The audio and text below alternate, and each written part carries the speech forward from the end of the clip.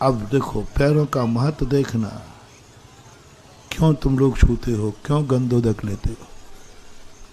उस मनोवैज्ञानिक खोज का जब मैंने अपने जीवन में जैन दर्शन से तोला और पूरे 24 घंटे को देखा कि कितना साधु कहां भगवान का दर्शन की बलि चढ़ा दी पैरों के लिए, पैर से चींटी ना मर जाए, इतनी बड़ा त्याग मात्र पैरों के लिए करता है साधु, इतनी बड़ी साधना।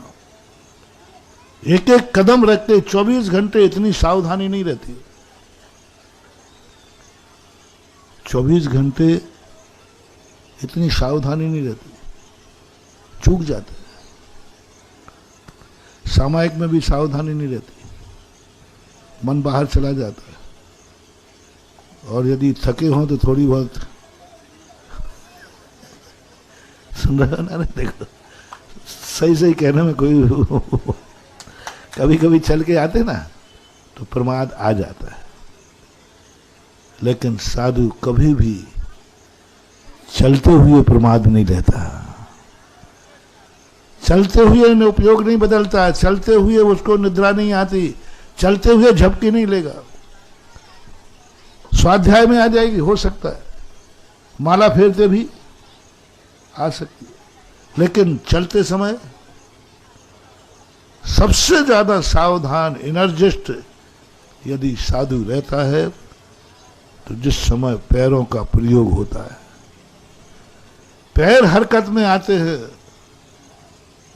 और पैरों को सारी ताकत देता है।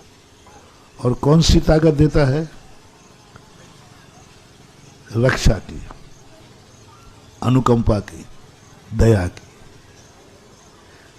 दया की अनुकंपा से देता है।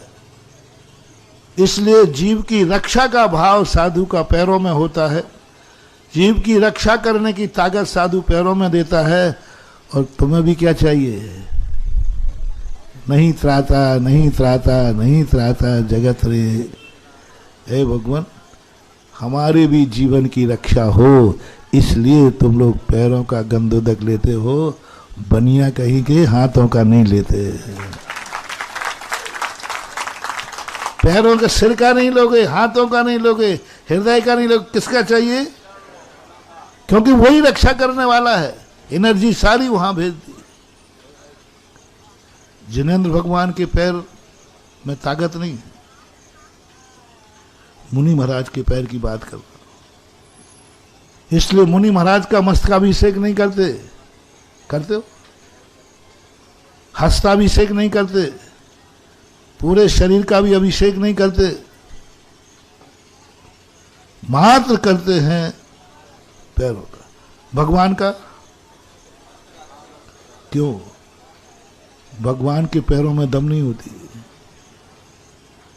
भगवान का शरीर उपयोग पैरों में नहीं होता, क्योंकि उनके पैर से कोई जीव मरता ही नहीं है। उनके पैरों से कोई जीव मरता ही नहीं है। वो जमीन पे कभी चलते नहीं, वो तो गगन विहारी है। भगवान से उपकार कौन से अंग से होता है? उपकार कौन से अंग से होता है? तो भगवान के शरीर के प्रत्येक रोम रोम से उपकार होता है, क्योंकि उनके सर्वांगीण शरीर से जिनवानी खींचती है। उनके पैरों में नहीं, पैरों में उनका उपयोग नहीं, सर्वांगीण उनकी पूरे औदारिक शरीर है, सर्वांगीण उनकी एनर्जी होती है, पूरे सर्वांगीण उनका सबको, पैरों में ही ज्यादा एनर्जी हो ऐसा नहीं, पूरे सर्वांगीण होती है। इसलिए भगवान का मस्तकाभिषेक होता है और साधु का